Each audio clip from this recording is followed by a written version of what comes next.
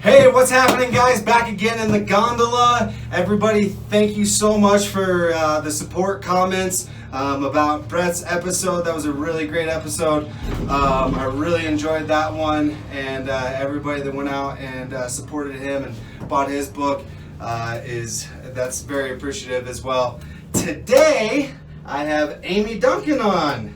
Amy and I, actually similar situation as Brett. So I had Brett on last week. He's a Paralympic hopeful. He's trying to make the team here in the next 3 years.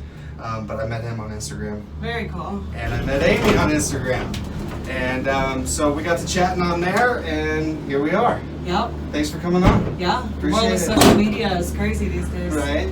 So let's just start off. Kind of what's your history, your background, how long you've been up here, all that good stuff.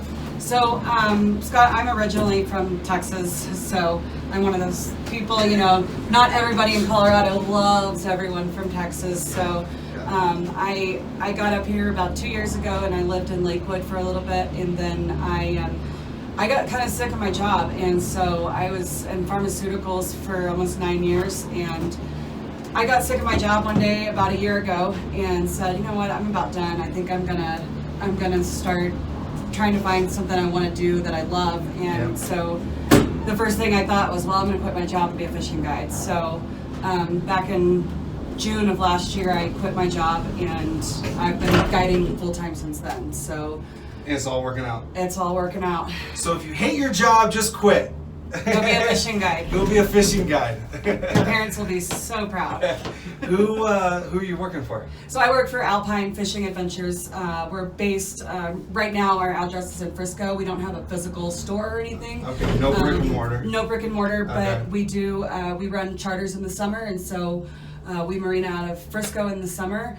This summer we might have to be in Dillon a little bit. They're doing a big dredging and remodel project in Frisco for the marina, so we might be in Dillon, but that doesn't stop us from not having a brick and mortar doesn't stop us from doing anything. So Sure. we run 3 charter boats out on Dillon, and then we do fly fishing, and then right now we're wrapping up our ice fishing season. So And is that done now, or are you guys still out there? I ran a trip yesterday, and Okay. I have another one on Saturday. So we've still got about 15 to 18 inches of ice, Oh. depending on where you are on the lake. Okay.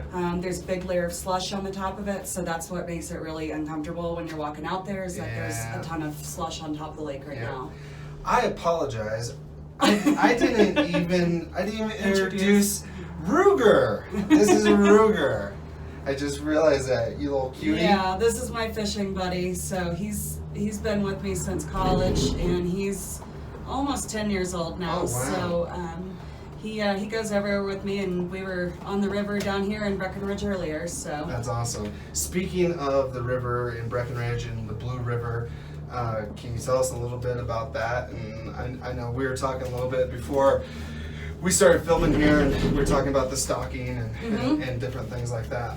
So yeah, the fly fishing opportunities here in Summit County are awesome. I mean, from, everyone knows about the blue under Dillon, of course, because that's a really great tailwater, and it's a gold medal water, and the fish down there have got notoriety because they are so big and they're tricky. And so, I mean, there's great fishing there, but a lot of people don't realize that you can come up to Breckenridge and you can fly fish the Blue River here too. So there's a big stretch of it that runs right along Highway 6 that you can see. And I mean, if you've been fishing before, you kind of know where to go pick out the good holes. So You're not going to tell Yeah. us, but but if you can figure it out. it's somewhere between the top of Breckenridge and Dillon, so I'll give you that. There you go. Somewhere in there. The other thing we were talking about a little bit too, and so I fly fished a little bit in 2011. By no means was probably as good as you are, or any of your guides, but it was fun. And we were just talking about the different things that you can do up here, and at some point you gotta kind of just be like, all right, this is what I'm doing. Yeah. Right? So I might still get back out there. I really want to. Yeah. And with Amy's help, maybe she'll. Yeah, we'll go. Maybe she'll drag me out there, twist my arm one day. But the other thing, the Arctic char. Yep. in the reservoir. Tell us a little bit about that. That's interesting. Yep, so we have Arctic char in Dillon Reservoir, and those came to be because in the 80s they needed a way. We have what's called mysis shrimp in the reservoir, and those were introduced on purpose after the reservoir was built, and they're a really great food source for the rainbows. So we get some fat fish out there. Well, what was happening was the myses were they were eating all the plankton, and the rainbows, they also eat the plankton, and so they needed to put a fish in there, and they said, let's put this Arctic char. They can to get the mysis shrimp to control the myses. Yep. So that's their primary source of diet. That's their primary source of diet is the myses, and so when they put those Arctic char in there, they said, we're going to try this out, see if it works.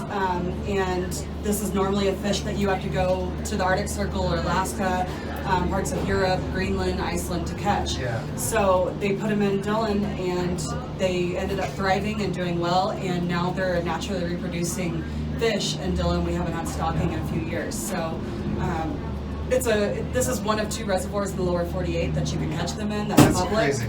So it draws a lot of people out to Dillon, especially people that are, what we call species anglers. They're wanting to check all the different species off their list. And so in the fall we get these char. We go out for them and we'll pull them up, and they're super bright colored. They're bright orange on the bottom. Their bellies will be bright orange. Their tail will have some bright orange, and then they have what we call their lipstick. Because just a little ring around their mouth turns bright orange, but then the rest of the body is, it's like a dark green. Yeah, that's awesome. So they're really cool to catch then. So the closest place to right here, if you were going to go try to catch Arctic char, would be? It'd either be Maine up in the other reservoir or Alaska. I don't know. I don't know which one's closer. Right. That's crazy. So there's only 2 reservoirs in the lower 48. The other one's in Maine. Otherwise, you're going way north. Yep. That's crazy. And so they survive here. I mean, can they survive in other reservoirs if they were introduced there, or is there something special about this one that they survive here, over others? I think that the reasons that they do so well here are, one, they have those mysis shrimp, which are a big part of their diet, and then the other part being that in Lake Dillon they can get super deep. So a lot of people don't realize that Lake Dillon, our average depth for the lake is about 120, 125 feet. Oh, wow. The deepest point is almost 260 feet, and that's in front of the dam. So okay. Those char can get down super deep, and they get that really cold water that they're used to in their natural environment.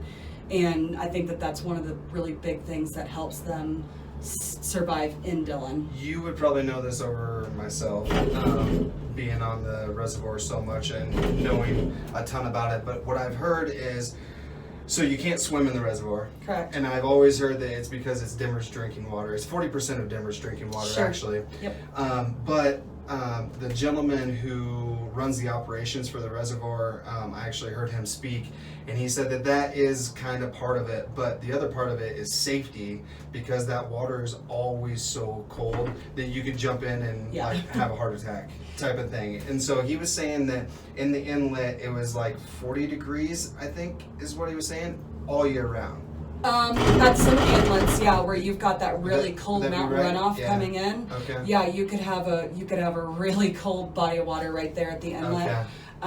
When we're out on trips in the summer, lots of people ask, can we swim? And I have to tell them, no, we can't swim out here. Yeah. A lot of people get mad. Another thing that people don't think about is if you let one person out here to come swim, maybe that one person won't, pollute the water or throw their trash in the water or anything. Right. But if you let 1,000 people come do that every week, you're going to have a dirty lake. And there would be 1,000 people there for sure.